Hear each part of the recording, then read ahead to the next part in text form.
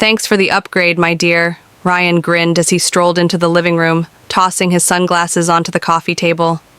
He stood there, obnoxiously confident in his tailored suit and pristine new shoes, his luggage spilling high-end logos.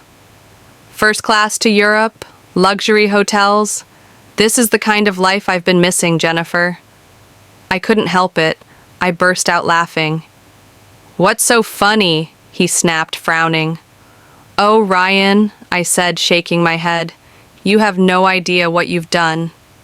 My name is Jennifer, and I'm 34 years old. I work in cybersecurity, and for the last 7 years, I've been married to a man who turned out to be a walking red flag disguised as charm. Ryan was always the smooth talker, the dreamer, the one who made everything sound like a brilliant plan. Meanwhile, I was the one who made those plans happen, holding down a steady career while he bounced from one half-baked scheme to the next. I ignored the warning signs, the financial secrecy, the constant excuses for his lack of income, because I wanted to believe we were a team. But at 2 a.m. last week, Ryan made a mistake he couldn't charm his way out of. I had been asleep upstairs when it happened. He must have waited until he was sure I was out cold before sneaking down to my laptop. My cybersecurity work had taught me to keep an eye on potential scams, but I never thought I'd need those skills at home. That night, Ryan used my laptop to access one of my credit cards. He copied down the details, snapped a few pictures with his phone, and slinked back into bed like nothing had happened. The next morning, while sipping my coffee, I noticed a flood of alerts on my phone. I opened my banking app to find nearly $50,000 in charges, designer clothing, expensive watches, first-class flights to Paris. My stomach sank as the pieces clicked into place. Ryan was behind this. Of course he was. But instead of panicking, I smiled. The card he used wasn't a personal account. It was a dummy credit card tied to a training program I run at work. It's designed to teach companies how to detect and respond to fraud. Every transaction triggers an automatic alert that goes straight to the authorities. Ryan had no idea he just turned himself into a case study. I called my lawyer, Chloe, that same morning. You're not going to believe this, I told her, recounting everything in detail. She didn't even try to hold back her laughter. Wait, let me get this straight, she said between chuckles. He stole a dummy card? The one that's linked to fraud detection? Exactly, I said, my voice calm but edged with satisfaction. I don't think he realized what he was doing. He probably thought he was being clever. Clever? Chloe said. He's toast. Every charge he makes is going to get flagged. Have the authorities contacted you yet? Not yet, but it's only a matter of time. For the rest of the week, I stayed quiet, waiting to see how far Ryan would take it. He left a note on the counter a couple of days later. Taking some time for myself. Don't wait up. I knew exactly what that meant. He was using my stolen money to live it up abroad. Every night, I watched the fraud alerts roll in. High-end restaurants, 5-star hotels, extravagant shopping sprees. Each notification felt like a small victory. 3 days into his spree, I got a call from Agent Keller, a federal investigator assigned to the case. We've identified significant fraudulent activity tied to your account, he said. Do you know who might be responsible? Yes, I replied without hesitation. My husband. There was a brief pause. Your husband? I explained the situation, including the fact that the card was part of a cybersecurity program. Agent Keller let out a low whistle. That's a new one, he said. You'll need to provide a formal statement, but based on what we've already flagged, he's in serious trouble. By the time Ryan walked back through the door, his ego inflated from a week of indulgence, I was ready. He sauntered into the living room like nothing had happened, wearing the spoils of his stolen spree. Thanks for the upgrade, he said with a cocky grin. You really outdid yourself this time. I couldn't stop the laughter that bubbled out of me. Ryan frowned, clearly expecting me to be furious. "What's so funny?" he asked, his voice sharp. "Oh, Ryan," I said, shaking my head. "You're about to find out." Ryan dropped his designer duffel bag onto the floor with a smug thud. "Seriously though, Jennifer," he said, shrugging off his tailored jacket and draping it over the back of the couch. "You should have told me about that card ages ago. Imagine how much fun we could have had." I leaned against the kitchen counter, arms crossed. "And how exactly did you think this was going to end?" He smirked, kicking off his shoes. "You're always so uptight about money. It's not like you couldn't afford it. I figured you'd get over it once you saw how happy it made me." His sheer audacity would have been infuriating if it weren't so pathetic. I bit back a laugh, knowing that every second he spent bragging was another nail in his coffin. "So, the watches, the flights, the hotels, you thought all of that was just a gift from me?" "Not thought," he said, pointing at himself. "Knew. It's about time you loosened up." I smiled, a tight-lipped expression that told him nothing. "I'll bet." Once Ryan disappeared into the shower, humming some obnoxious tune, I picked up my phone and texted Chloe. "He's back, ready to move forward." Her reply was immediate. "Perfect. I'll alert Agent Keller." Over the past week, Chloe and Agent Keller had been preparing the case against Ryan. His every move had been tracked, every charge meticulously logged, from designer boutiques to luxury hotels in Paris. His indulgence painted the picture of someone who thought they were untouchable. Ryan had no idea how deep he'd dug his own grave. Agent Keller had assured me that the fraud alerts from the dummy account had already triggered a full investigation. "We'll bring him in for questioning once you're ready," he'd said during our last call. "But I'd recommend letting him walk into it on his own. The more confident he is, the better." Now, as I listened to Ryan's off-key singing echoing from the bathroom, I felt an almost surreal sense of calm. For years, I'd let him take advantage of my trust, my kindness, my stability. But this time, he was about to face the consequences of underestimating me. After Ryan emerged, wrapped in a plush towel and grinning like he didn't have a care in the world, he flopped onto the couch. "You should have seen Paris," he said, reaching into his bag to pull out a shiny gold watch. "The shops, the restaurants, it was like a dream." "Sounds incredible," I said, leaning against the doorway. "Tell me more." He launched into a detailed account of his week-long spree, complete with exaggerated hand gestures and unnecessary commentary about the champagne quality at some rooftop bar. Every word felt like an indictment, a confession he didn't even realize he was making. He had no idea I was recording the entire conversation on my phone. The file was ready to be forwarded to Agent Keller. "And the best part," Ryan said, holding up the watch to admire it, "nobody suspected a thing, not even you." The next morning, Chloe and I met over coffee to finalize the timeline. "He's got no defense," she said, scrolling through the mountain of evidence we'd compiled. The fraud alerts, the charges, his recorded conversation from last night. "It's airtight. Agent Keller is ready to bring him in for questioning. They're coordinating with local police to execute the arrest." I nodded, the weight of everything finally settling in. "What happens after that?" "He'll face multiple charges, including fraud, identity theft, and unauthorized use of a financial account," Chloe explained. "Given the amount of money involved, it won't be a slap on the wrist. Best case, he cuts a deal and avoids jail. Worst case, he's looking at years behind bars." A part of me wanted to feel sorry for him, but then I remembered the smug grin on his face, the way he flaunted his stolen goods without a second thought for the damage he'd caused. This wasn't just a mistake. It was a pattern of selfishness and entitlement I'd been blind to for far too long. Later that evening, as Ryan lounged on the couch scrolling through his phone, I heard the unmistakable sound of a knock at the door. My heart raced, not with fear, but with anticipation. I walked to the door and opened it. Agent Keller stood on the porch, flanked by two uniformed officers.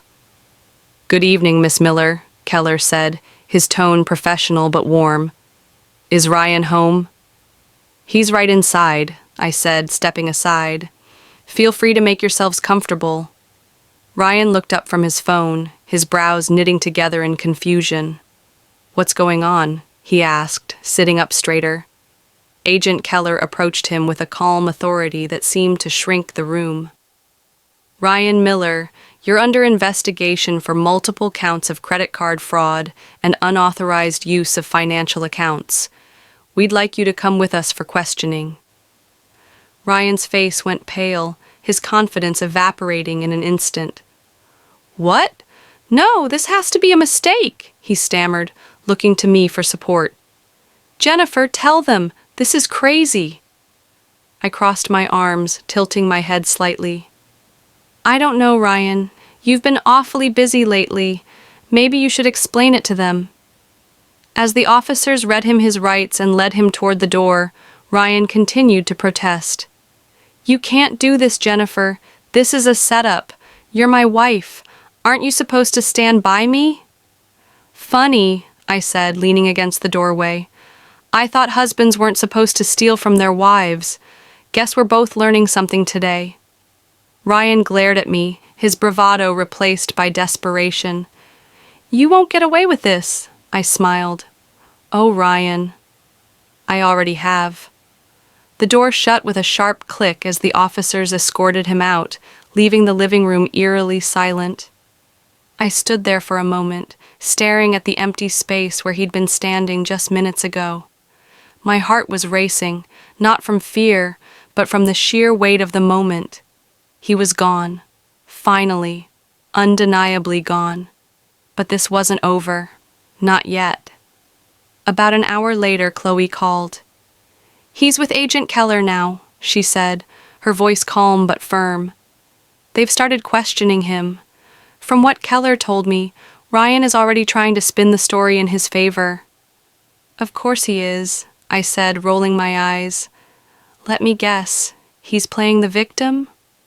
"Spot on," Chloe replied with a dry laugh. "He's claiming you gave him permission to use the card. But don't worry. Between the fraud alerts, the charges, and your recording, he doesn't stand a chance." The next morning, Agent Keller called with an update. "We've got everything we need," he said. "Your husband, soon-to-be ex-husband, admitted to using the card, but insists he didn't know it was tied to a fraud detection program. He's trying to blame the mix-up on you." "That sounds about right," I said, leaning back in my chair. "What happens next?" "We're moving forward with the charges," Keller explained. "He's facing multiple counts of fraud and unauthorized use of a financial account. Given the amount of money involved, he's looking at significant consequences. The buyer protection programs flagged his luxury purchases, so those are being reimbursed. You're not liable for a cent." The relief I felt was immediate and overwhelming. For days, I'd carried the weight of Ryan's actions, worried that somehow he'd managed to slip through the cracks. But now, hearing Keller's confidence, I realized the full extent of my victory. "Thank you," I said, my voice sincere, "for everything." "Don't thank me," Keller replied. "This case practically handed itself to us. You handled this brilliantly." The fallout hit Ryan harder than I expected. Word spread quickly among our mutual friends and acquaintances about his arrest, and it wasn't long before his carefully crafted image of the charming, carefree husband began to crumble. Nicole, the woman I suspected he'd been seeing, apparently dropped him the moment she heard about the charges. The designer goods he flaunted were confiscated. The flights he booked were canceled. The banks froze his accounts. One evening, I got a call from an unfamiliar number. Against my better judgment, I answered. Sure enough, it was Ryan. Jennifer, he began, his voice low and drained. I need to talk to you. I couldn't help but laugh. Ryan, the only thing you need to do is figure out how to explain yourself to the judge. Please, he said, his tone shifting to desperation. I messed up, okay? I didn't mean for it to go this far. I was just what? I interrupted, my voice cold. Just trying to steal $50,000 from me? Just hoping I wouldn't notice? Just banking on me being too blind or too forgiving to stop you? There was a long silence on the other end of the line. Finally, he muttered, I thought you loved me. I let out a sharp breath, my anger boiling over. I did, Ryan. I loved the person I thought you were. But the person who stole from me, who lied to me, who thought he could get away with it, that's not someone I could ever love. Before he could respond, I hung up. A week later, Chloe called to confirm that Ryan had accepted a plea deal. He's avoiding jail time, she explained, but he'll have to pay back every cent he tried to steal and complete community service. Plus, his credit is going to be in shambles for years. That sounds fitting, I said. He always wanted the high life. Now he gets to see how the other half lives. Chloe laughed. You're handling this way better than most people would. It's funny, I said, smiling to myself. For years, I thought Ryan was the one holding things together in our marriage. I thought his charm, his ambition, his big ideas were what kept us moving forward. But now I see it clearly. I was the one holding everything up. He was just dead weight. The day the divorce papers came through, I poured myself a glass of wine and sat on the couch, looking around the apartment that now felt wholly and completely mine. Ryan's absence wasn't a loss. It was a gift, a chance to rebuild my life without the constant shadow of his selfishness. As I sipped my wine, I thought about the moment he walked through the door flaunting his stolen goods, mocking me for the supposed upgrade he'd given himself. He'd been so confident, so sure of his own brilliance, and now he was the one paying the price. For the first time in years, I felt truly free. This wasn't just the end of a marriage, it was the beginning of a life I could finally call my own. The apartment felt eerily quiet in the days after Ryan's arrest.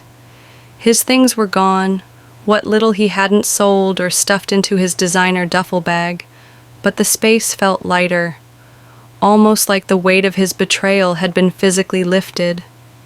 For the first time in years, I could sit in my own home without feeling his shadow looming over me. Chloe stopped by one afternoon to drop off some final paperwork. "How are you holding up?" she asked, sitting on the couch with her usual no-nonsense demeanor. "Better than I thought I would," I admitted, handing her a cup of coffee. "It's strange, but I don't even feel angry anymore. Just relieved." She smiled knowingly. "That's because you've already won. You didn't just survive this, Jennifer. You came out stronger." I thought about that as we went through the documents, finalizing the details of Ryan's financial restitution.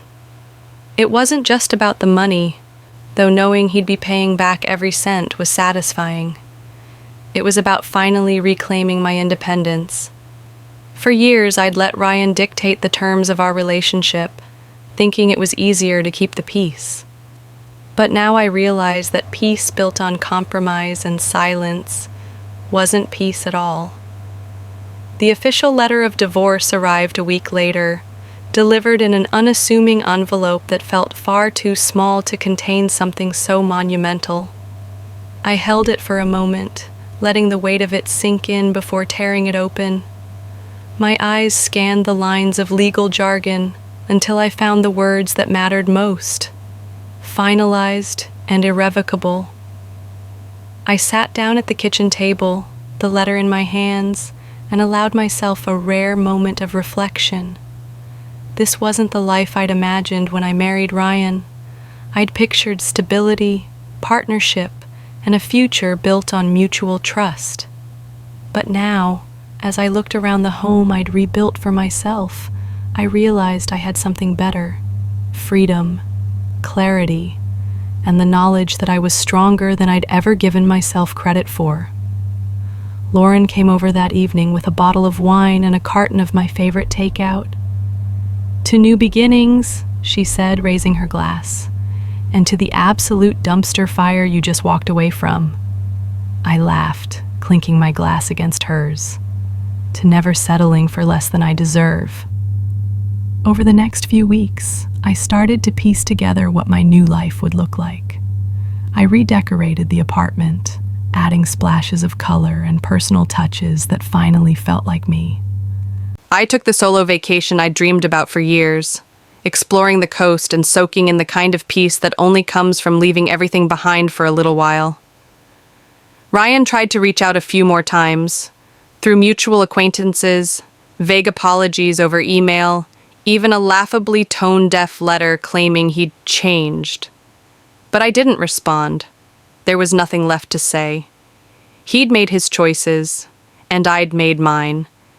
Every now and then, I'd hear updates about his life through the grapevine. He was struggling to find work, his reputation tarnished by the fraud charges. He'd moved back in with his parents, apparently still clinging to the belief that he could talk his way out of anything. I didn't feel sorry for him. If anything, I felt relief. He wasn't my problem anymore. A month after everything had been finalized, I stood by the window of my apartment, sipping my morning coffee and watching the city come to life below. The sunlight poured into the living room, highlighting the fresh coat of paint I'd picked out, my favorite shade of blue. The space no longer felt like a battleground. It felt like home. It was peaceful, mine, and filled with possibilities. I thought about the journey that had brought me here. For years, I'd believed in the promise of marriage, in the idea of building a life with Ryan. I'd ignored the little voice inside me that whispered something was off, that warned me his charm was a mask for selfishness. But now I understood something important. Walking away wasn't failure, it was strength. Lauren and I met for brunch that weekend, a new ritual we'd started since Ryan's exit. Over mimosas and waffles, she asked, "So, what's next for you?" I smiled, feeling a mix of excitement and calm that had eluded me for so long. "Honestly, I'm just focusing on myself for now. Work's going great, and I've been thinking about taking a longer vacation, maybe somewhere quiet, near the mountains." She raised her glass. "That's what I like to hear. You deserve it." For the first time in years, I felt like I was making decisions purely for me. No compromises, no second guessing, just the freedom to live on my own terms. Occasionally, I'd still get updates about Ryan from mutual acquaintances. He was struggling to rebuild his life, moving from one low-paying job to the next while trying to pay back the money he owed. The designer suits and luxury trips were long gone, replaced by a harsh reality he wasn't prepared for. I didn't dwell on it. He'd made his choices, and I'd made mine. The last time I heard from him was through an email, a long, rambling apology that seemed more self-pitying than sincere. I read the first few lines before deleting it without a reply. I didn't need closure from him. I'd already found it in myself. One evening, I sat on the balcony with a glass of wine, reflecting on everything I'd been through, the betrayal, the heartbreak, the fight to reclaim what was mine. It had all led to this moment, and while it hadn't been easy, it had been worth it. I no longer felt angry or bitter about what had happened. If anything, I felt grateful. Ryan's betrayal had forced me to confront my own strength, to stop compromising, to start prioritizing myself. I'd learned to trust my instincts, to value my independence, and to never again let someone else take the reins of my life. As the city lights flickered in the distance, I raised my glass to the night sky. "Here's to me," I said quietly. "Here's to starting over." And with that, I closed the chapter on Ryan for good, ready to embrace whatever came next.